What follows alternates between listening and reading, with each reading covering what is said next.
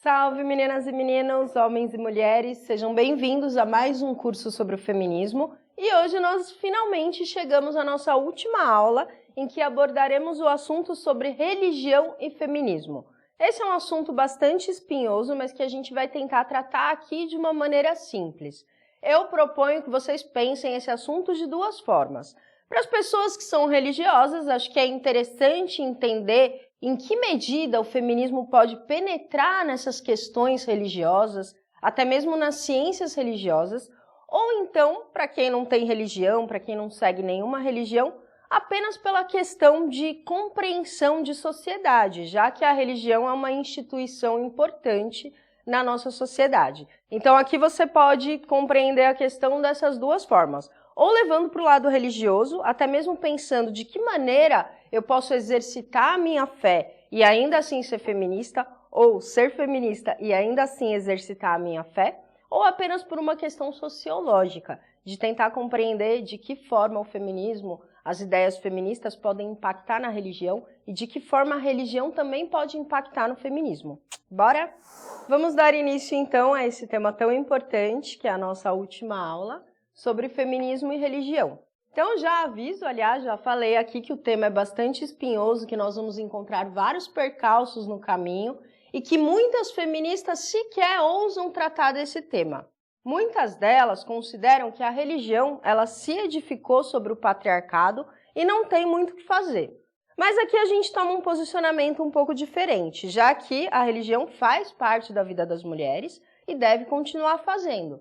Então é importante que a gente tente compreender aqui de que maneira que ela impacta a vida das mulheres e de que forma que o feminismo pode ser introduzido em meio a essa religião. A gente sabe que o ordenamento da maior parte das instituições religiosas, e aqui a gente está considerando várias, tá? Tanto as monoteístas quanto as politeístas, estamos considerando as de origem afro, as de origem árabe, enfim, né? Todo tipo de religião aqui. A gente sabe que elas possuem muitas narrativas androcêntricas, ou seja, elas são vistas a partir de uma perspectiva masculina, e muitas dessas narrativas também terminam sendo misóginas. Ou seja, a gente vai identificar nas narrativas religiosas um certo desprezo à categoria do feminino.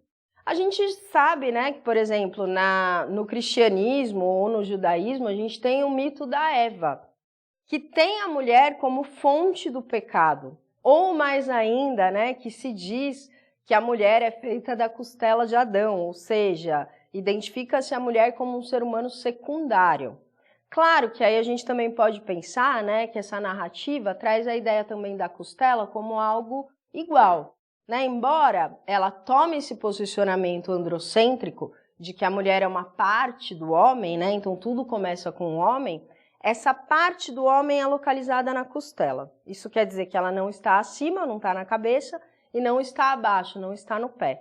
Então, ao mesmo tempo que a gente consegue identificar uma narrativa androcêntrica de superioridade masculina, também é possível identificar uma narrativa de igualdade. Mas, em várias outras narrativas, a gente encontra esse ódio, esse desprezo à mulher. Basta pensar na mitologia grega, a religião antiga popular ali da Grécia, que trazia o mito de Pandora, como se a mulher fosse fonte de todos os males desse mundo. Enfim, mas isso é papo para outra aula, porque a gente precisaria aprofundar nessas narrativas para poder entender em que medida elas são ou não são androcêntricas, em que medida elas são ou não são misóginas, ou elas terminam impactando e trazendo mais ou menos violência para as mulheres. O importante aqui também é a gente saber que o androcentrismo e a misoginia não são exclusividades da religião. Então, muitas vezes, as pessoas apontam a origem disso na religião, mas vale lembrar que todas as outras narrativas, todas as outras formas e áreas do conhecimento também foram dominadas pelos homens e também trazem um olhar androcêntrico. Então, não adianta ficar colocando a culpa na religião, já que se a gente for analisar a ciência, ou se a gente for analisar a filosofia, ou se a gente for analisar a medicina, nós também vamos encontrar essas mesmas narrativas androcêntricas. Então, o que importa aqui é a gente pensar como que as mulheres estão conseguindo lidar com essas narrativas androcêntricas e misóginas. de que forma que isso impacta a vida delas e de que maneira elas também tentam transformar essas narrativas no seu cotidiano. Analisar feminismo e religião também é um pouco complicado, porque a religião opera com algumas categorias de essência, de imutabilidade, e muitas vezes nós não estamos autorizados a questionar certos dogmas. Então a religião opera com dogma. Dogma é algo que é inquestionável, porque supostamente viria da palavra divina. Então há várias verdades, e essas verdades estão relacionadas ao papel da mulher na sociedade, em que nós não estamos de fato autorizadas a questionar. No entanto, nós devemos pensar a religião em sua prática, em sua realidade. Embora ela opere com essas categorias de imutabilidade, a religião na prática, na realidade, ela é dinâmica. Ela está sendo transformada o tempo todo. Por quê? Porque a religião não é uma ideia, a religião é uma experiência que está sendo vivenciada por todas as mulheres o tempo todo, né? Ou melhor, por todas as mulheres não, né? Mas por mulheres e homens o tempo inteiro. Então aqui o que importa é a gente entender de que maneira que as mulheres estão experimentando essa religião. E essa experiência ela não pode ser tida apenas como uma prática de opressão. As mulheres não experimentam a religião apenas como prática de opressão, e sim como uma forma de se construir, de construir a si, de construir o mundo, de trazer também novas narrativas e novas práticas para as próprias instituições religiosas. Então, o que a gente propõe aqui é pensar a religião nesse sentido, de uma forma mais dinâmica. De que maneira que as mulheres estão vivenciando, estão experimentando tudo isso e como que a gente pode questionar certas práticas religiosas que interferem diretamente na liberdade e na vida das mulheres. Mas a pergunta que a gente vai tentar responder aqui é: existe feminismo nas religiões? É possível a gente encontrar o feminismo nas religiões? É possível ser feminista, questionar narrativas dogmáticas e ainda assim professar alguma religião? E sim, é possível, e é isso que eu vim trazer um pouquinho aqui, porque a gente tem várias teólogas feministas propondo exatamente isso. A primeira coisa que elas questionam é: como pensar a religião apenas a partir do olhar masculino? Né? Se metade da população é feminina e se a gente tem toda a religião construída a partir do olhar masculino para o olhar masculino, então, no mínimo, essa religião é deficiente. O que as teólogas propõem aqui é trazer uma perspectiva também das mulheres, tanto do olhar feminino como das práticas femininas dentro da religião, e também pensar a religião sob outros aspectos, sob outras epistemologias, sob outros olhares. Eu vou trazer aqui, então, algumas ideias de teólogas feministas que tentam introduzir essas ideias dentro das próprias igrejas.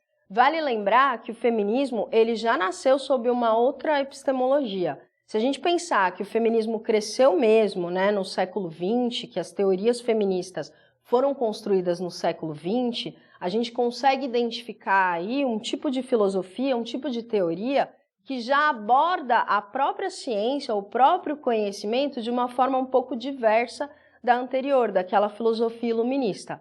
Então, o que a gente vai ver são filósofos, de uma maneira geral, contestando, por exemplo, o eurocentrismo, contestando essa visão muito cartesiana, muito mecanicista, de uma ciência moderna, europeia, e pensando que o conhecimento pode ser visto de forma mais ampla. Ou seja, a gente pode enxergar os fenômenos ou analisar os fenômenos a partir de múltiplas dimensões. Então, a filosofia e a ciência, de uma maneira geral, já começa a fazer a crítica desse tipo de pensamento mais mecanicista, mais cartesiano. O feminismo se insere aqui também. Então, quando as teólogas propõem pensar o feminismo sob outra perspectiva, elas estão pensando em outras epistemologias, em outras hermenêuticas, em outras formas de interpretar os textos sagrados, de entender a espiritualidade de uma maneira geral. O que elas estão propondo mesmo é um tipo de teologia que possibilite o desenvolvimento intelectual e espiritual das mulheres. Porque essa visão muito masculina, que está toda centrada na ideia do homem, na ideia do Deus masculino, ela traz certos limites para as experiências espirituais das mulheres. É como se elas não pudessem transcender, é como se elas não pudessem desenvolver o próprio espírito. Por quê? Porque normalmente, em várias religiões, sobretudo nas monoteístas, que é o que a nossa cultura vivencia mais, nós temos um espaço reservado para as mulheres de silêncio, um espaço de submissão. Então, ali, elas não podem desenvolver a sua espiritualidade de maneira completa. Quando as teólogas feministas propõem modificar a teologia ou pensar outra perspectiva da teologia, ela não está querendo exatamente mudar tudo, Algumas até querem. Mas a ideia mais importante aqui é pensar de que forma as mulheres dentro da religião também podem se desenvolver. A religião não pode ser o espaço da opressão para as mulheres, ela tem que ser o espaço da liberdade e do desenvolvimento intelectual e espiritual das mulheres. A maior parte da pesquisa dessa aula foi com base nesse caderno Espaço Feminino, porque ele traz aqui diversos questionamentos relacionados sobretudo a uma epistemologia feminista. Então, para a gente entender a teologia feminista, é importante também entender essas mudanças de operações epistemológicas. O que eu quero dizer com epistemológico? Teoria do conhecimento, uma nova forma de entender os fenômenos do mundo, que não seja aquela forma cartesiana, aquela forma mecanicista, que se fundamenta na ideia de um único Deus, e esse Deus é homem, e esse Deus é branco. Essas ideias terminam legitimando algumas hierarquias sociais. Por isso que a Ivone, junto com outras teólogas, vão encontrar certa dificuldade em lidar com esse pensamento mais monoteísta, esse pensamento mais único, como se existisse um único Deus e como se ele seguisse uma única ordem. Então aqui a ideia é tentar contemplar as diversas formas de espiritualidade. Pensar que Deus está acima dessa visão antropocêntrica, de que ele não é exatamente uma figura humana, mas sim uma forma de experimentar a espiritualidade de uma maneira geral. Então aqui ele diz que a Ivone Gebara propõe uma epistemologia feminista, que inclui a biodiversidade religiosa e de todas as formas de existência e experiência, que é o que eu estou falando, Quanto mais abranger as formas religiosas, mais feminista é, no sentido de entender que há várias maneiras da gente compreender as coisas, que elas não são únicas. Essa epistemologia parte da desconstrução do antropocentrismo e inclui a questão ecológica, a questão de gênero, de classe e a questão étnica como mediações necessárias para o estudo e o conhecimento do mundo e do ser humano. Inclui a questão da corporeidade, propõe a interdependência do conhecimento, a realidade processual do conhecimento e, principalmente aqui, a indissociabilidade entre espírito, matéria, corpo e mente. Então, ela propõe quase que uma revolução na maneira da gente pensar a religião, uma forma que excede essa maneira única em que a gente contempla um único Deus e uma única profissão de fé. Outra pergunta que esse artigo nos ajuda a pensar é: como que as mulheres experimentam o exercício da fé nos dias de hoje? Então, como eu falei, embora a religião tente operar com algumas categorias de imutabilidade, ela é dinâmica. As mulheres vivenciam no seu cotidiano a religião. E o que esse artigo defende é que, ultimamente, elas estão experimentando a religião de uma forma um pouco diferente.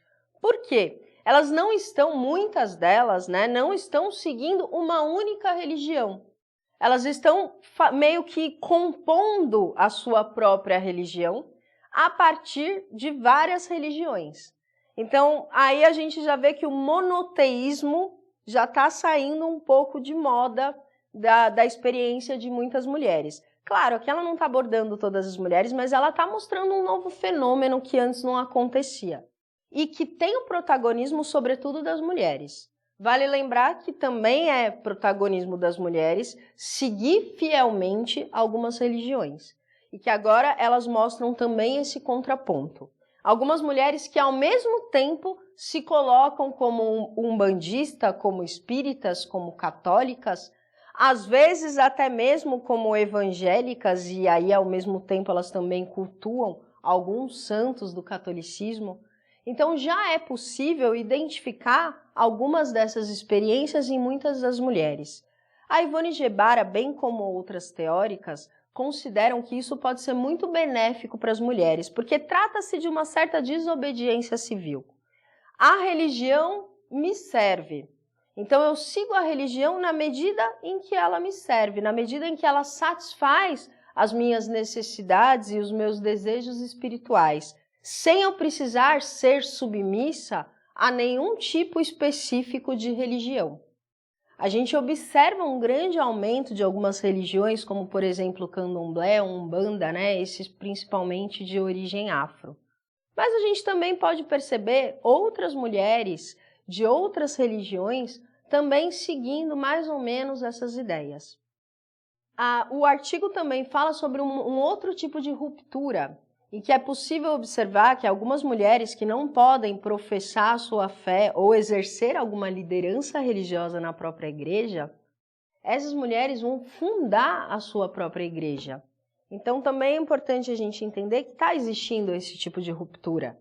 E existindo várias lideranças de mulheres religiosas. Aqui a gente já está falando mais das mulheres das igrejas neopentecostais, né? Na igreja católica, não, a forma de atuação é diferente, né? A instituição religiosa funciona de maneira diferente. Mas na igreja católica nós também teremos líderes religiosas femininas na medida em que nós temos grandes teóricas, como por exemplo a Ivone Gebara.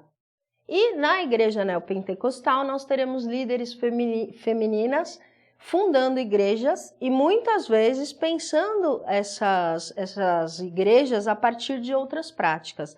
Não vou dizer aqui que são mulheres feministas, mas que já é importante a gente entender como as mulheres estão se sentindo livres para poder exercer a própria fé na medida que lhe convém, sem ser completamente submissas.